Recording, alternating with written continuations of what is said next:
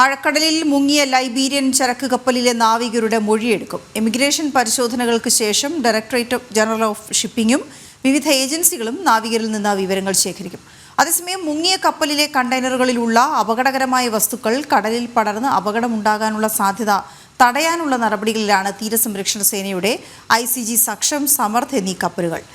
രേഷ്മ ചേരുന്നു വിവരങ്ങളുമായി. രേഷ്മ, ഈ MSC എൽസ 3 അതിൽ നിന്ന് ഏതാണ്ട് 600-ലേറെ കണ്ടെയ്നറുകളാണ് അതിലുണ്ടായിരുന്നത്. അതാണ് പൂർണ്ണമായും മുങ്ങിപ്പോയിരിക്കുന്നത്. അപ്പോൾ ഈ കണ്ടെയ്നറുകൾ പൂർണ്ണമായും ഏറ്റവും കൂടുതൽ ആലപ്പുഴ തീരത്തും കൊല്ലം, തിരുവനന്തപുരം തീരങ്ങളിലും എത്തിച്ചേരാനുള്ള സാധ്യത കണക്കാക്കുന്നു. പക്ഷേ ഇപ്പോൾ വന്ന ഈ 7ഓളം കണ്ടെയ്നറുകൾ പരിശോധിച്ച് കഴിഞ്ഞാൽ മനസ്സിലാക്കാൻ കഴിയുന്നത്, ദൂരെ നിന്ന് നിരീക്ഷിക്കുമ്പോൾ മനസ്സിലാക്കാൻ കഴിയുന്നത് പലതിൻ്റെയും വാതിലുകൾ തുറന്നിട്ടുണ്ട്. അതായത് അതിനുള്ളിലുണ്ടായിരുന്ന രാസവസ്തുക്കൾ കടലിൽ പടർന്നിരിക്കാനുള്ള സാധ്യത തന്നെയാണ് വിലയിരുത്തപ്പെടുന്നത്. രേഷ്മ, ഇത് ഒരു ചെറിയ പ്രശ്നമായോ അല്ലെങ്കിൽ തീരപ്രദേശങ്ങളിൽ താമസിക്കുന്ന ആളുകളുടെ തൽക്കാലം അവിടെ നിന്ന് മാറ്റുന്നത് കൊണ്ടോ തീരുന്ന പ്രശ്നമായി വിലയിരുത്താൻ കഴിയുമോ എന്നൊരാശങ്കയാണ് ഉയരുന്നത്. ഇതിനെക്കുറിച്ച് വളരെ വിശദമായ ആഴത്തിലുള്ളൊരു പഠനം ആവശ്യമുണ്ട്. കാരണം അതിലുണ്ടായിരുന്നത് ഏതു തരത്തിലുള്ള രാസവസ്തുക്കളാണ് എന്ന് വ്യക്തമല്ല. ഏതായാലും ഈ നാവികരുടെ മൊഴിയെടുക്കുന്നതോടെയും അതിൽ മറ്റു പരിശോധനകൾ, ഇമിഗ്രേഷൻ പരിശോധനകളൊക്കെയും നടത്തി കഴിയുമ്പോൾ ഇക്കാര്യത്തിലൊരു വ്യക്തത വന്നേക്കും എന്ന് കരുതുന്നു. അപ്പോൾ എങ്ങനെയാണ് വിവരങ്ങൾ അവരിൽ നിന്ന് ശേഖരിക്കുന്നത്? ആ വിവരങ്ങൾ ശേഖരിച്ചതിന് ശേഷം അത് വെച്ചുകൊണ്ടാകുമോ ഈ അപകടകരമായ വസ്തുക്കളാണോ കടലിൽ പടർന്നിരിക്കുന്നത്, അതെന്തൊക്കെ പ്രശ്നങ്ങൾ ഉണ്ടാക്കാം തുടങ്ങിയ ഒരുപക്ഷെ ആഴത്തിലുള്ള പഠനങ്ങൾ തന്നെ വേണ്ടി വന്നേക്കാം. പക്ഷെ അത് വളരെ പെട്ടെന്ന് വേണം എന്ന സാഹചര്യം കൂടിയല്ലേ? എങ്ങനെയാണ് വിലയിരുത്തൽ? വീണ, ഇന്നലെ ലഭിച്ചിട്ടുള്ള വിവരങ്ങൾ പ്രകാരം 640 കണ്ടെയ്നറുകളാണ് ഈ ചരക്ക് കപ്പലിൽ ഉണ്ടായിരുന്നത്. അതുമാത്രമല്ല, അതിൽ തന്നെ 74 കണ്ടെയ്നറുകൾ കാലിയാണ്. ഇതിൽ 13 എണ്ണത്തിലാണ് കാൽസ്യം കാർബൈഡ് ഉള്ളത്.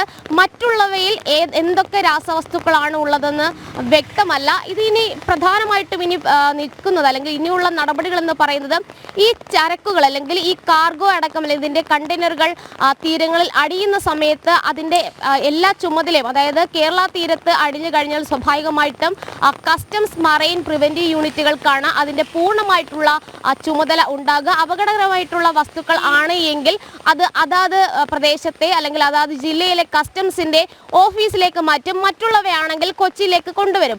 എന്തായാലും കസ്റ്റംസിൻ്റെതായിട്ടുള്ള നടപടിക്രമങ്ങൾ ഇക്കാര്യത്തിൽ പൂർത്തിയാക്കേണ്ടതുണ്ട്.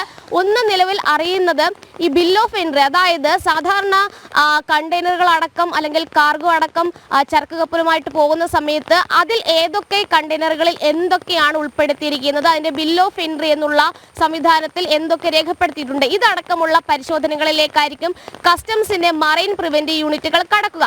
മറ്റൊന്ന്, വിവിധ ഏജൻസികൾ ഈ നാവികരുടെ മൊഴിയെടുക്കും എന്നുള്ളതാണ്. അതായത് എങ്ങനെയാണ് അപകടം ഉണ്ടായത്, അതുകൂടാതെ തന്നെ ആ കണ്ടെയ്നറുകളിൽ എന്തൊക്കെയാണ്, ഇതടക്കമുള്ള വിശദാംശങ്ങളായിരിക്കും വിവിധ ഏജൻസികൾ തേടുക. അതുകൂടാതെ ഡയറക്ടറേറ്റ്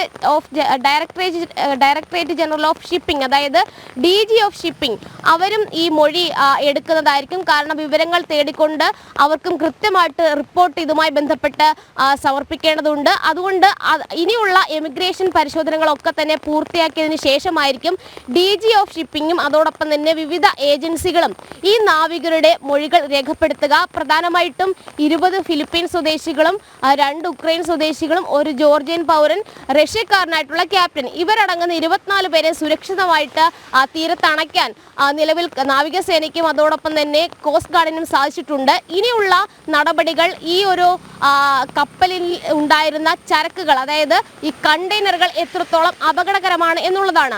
38 നോട്ടിക്കൽ മൈൽ അകലെ വെച്ചിട്ടാണ് ഈ അപകടം ഉണ്ടാകുന്നത്. ഏകദേശം കണക്ക് കൂട്ടുമ്പോൾ 70-74 കിലോമീറ്ററിന് ഉള്ളിൽ ആണ് കൊച്ചി തീരത്ത് നിന്നും ഉള്ളിൽ പുറംകടലിലാണ് ഈ സംഭവം ഉണ്ടായിരിക്കുന്നത്.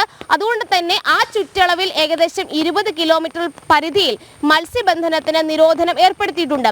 രാസവസ്തുക്കൾ ഉണ്ട് എന്നുള്ള ഒരു നിഗമനത്തിൽ തന്നെയാണ് നിലവിൽ വിവിധ ഏജൻസികൾ അല്ലെങ്കിൽ നാവികസേനയാണെങ്കിലും കോസ്റ്റ് ഗാർഡും ഒക്കെ ഉള്ളത്. അതുകൊണ്ട് തന്നെ ഇനിയുള്ളത് മത്സ്യസമ്പത്തിന് ഇത് വലിയ രീതിയിൽ അപകടം അല്ലെങ്കിൽ ആശങ്ക ഉണ്ടാക്കുന്നു എന്നുള്ളതാണ്. മറ്റ് ഇന്ധന ചോർച്ച, അതായത് ഒരു കപ്പൽ മുങ്ങിക്കഴിഞ്ഞാൽ സ്വാഭാവികമായിട്ടും ഇന്ധന ചോർച്ച ഉണ്ടാകും. നിലവിൽ ഇന്ധന ചോർച്ച ചെറിയ തോതിൽ ഉണ്ട് എന്നുള്ള ഒരു നിഗമനം കൂടിയുണ്ട്. അതും വലിയ രീതിയിൽ മത്സ്യസമ്പത്തിനെ ബാധിക്കുന്നതാണ്. അതുകൊണ്ട് മത്സ്യത്തൊഴിലാളികളുടെ ഇടയിൽ ഒരു ആശങ്കയുണ്ട്. സമാനമായിട്ടുള്ള ആശങ്ക തീരപ്രദേശങ്ങളിൽ ഉള്ളവർക്കുണ്ട്. അതായത് നേരത്തെ ദുരന്ത നിവാരണ അതോറിറ്റി അറിയിച്ചത് കൊല്ലം ആലപ്പുഴ തീരത്ത് ഈ കണ്ടെയ്നറുകൾ അടിയുക, പ്രത്യേകിച്ച് അതിശക്തമായിട്ടുള്ള കാറ്റുണ്ട്, മഴയുണ്ട്, ഒഴുക്ക് സ്വാഭാവികമായിട്ടും ആ പ്രദേശങ്ങളിലേക്ക് കേന്ദ്രീകരിച്ചാകും. അതുകൊണ്ട് അവിടെയായിരിക്കും ഈ കണ്ടെയ്നറുകൾ അടിയുക എന്നുള്ളതാണ്. പലതും ഒഴിഞ്ഞ നിലയിലാണ്. ചിലതിൽ ഒരു പക്ഷേ കടലിൽ തന്നെ ആ രാസവസ്തുക്കൾ കലർന്നിട്ടുണ്ടാകാം. ഈ രാസവസ്തുക്കളുടെ സാന്നിധ്യം മത്സ്യസമ്പത്തിനെ ബാധിക്കുകയും ചെയ്യും. എന്തായാലും വലിയ രീതിയിലുള്ള മലിനീകരണ പ്രശ്നമുണ്ട്. മറ്റൊന്ന് നിലവിൽ അറിയാൻ സാധിക്കുന്ന വിവരം എന്ന് പറയുന്നത് ഈ കേരള തീരത്ത് ഈ കണ്ടെയ്നറുകൾ അല്ലെങ്കിൽ ഇവ എടുക്കാനായിട്ടോ അല്ലെങ്കിൽ മറ്റ് ഈ ചരക്ക് കപ്പൽ നീക്കാനായിട്ടോ ഉള്ള ചരക്ക് നീക്കാനായിട്ടോ ഉള്ള നടപടികൾ അത് നിയമവിരുദ്ധം തന്നെയാണ്. കാരണം ഇത് രേഖപ്പെടുത്തിയിട്ടുണ്ടോ എന്ന കാര്യത്തിൽ ഒരു വ്യക്തതയില്ല. കൃത്യമായിട്ട് തീരുവ അടയ്ക്കാത്തതാണ് എങ്കിൽ അതുമായി ബന്ധപ്പെട്ടുള്ള പരിശോധനകളും അനിവാര്യമാണ്. അതുകൊണ്ട് ഷിപ്പിംഗ് കമ്പനി കേന്ദ്രീകരിച്ചുള്ള ഒരു അന്വേഷണം കൂടി നിലവിൽ കോസ്റ്റ് ഗാർഡിന്റെ ഭാഗത്തു നിന്നും നാവികസേനയുടെ ഭാഗത്തു നിന്നും ഉണ്ടാകുന്നുണ്ട്. കാരണം തീരുവ അടയ്ക്കാത്തതാണ് എങ്കിൽ നിയമാനുസൃതമായിട്ടുള്ള തീരുവ അടച്ചുകൊണ്ട് മറ്റ് നടപടികൾ ഷിപ്പിംഗ് കമ്പനി പൂർത്തിയാക്കേണ്ടതുണ്ട്. എന്തായാലും സുരക്ഷിതരായിട്ട് 24 ജീവനക്കാരെയും എത്തിക്കാൻ സാധിച്ചു എന്നുള്ളതാണ് പ്രധാനമായിട്ടുള്ള ഒരു കാര്യം. മറ്റൊന്ന്, ഇനി ഇതുണ്ടാക്കുന്ന മലിനീകരണ പ്രശ്നങ്ങൾ വിവിധ തീരപ്രദേശങ്ങളിൽ കനത്ത ജാഗ്രത നിർദ്ദേശം പുറപ്പെടുവിച്ചിട്ടുണ്ട്. അതോടൊപ്പം തന്നെ ഈ രാസവസ്തുക്കൾ 74 എണ്ണം കാലിയാണെന്ന് മാത്രമാണ് പറഞ്ഞിട്ടുള്ളത്. മറ്റുള്ള 13 എണ്ണത്തിൽ മാത്രമാണ് കാൽസ്യം കാർബൈഡ് ഉള്ളത്.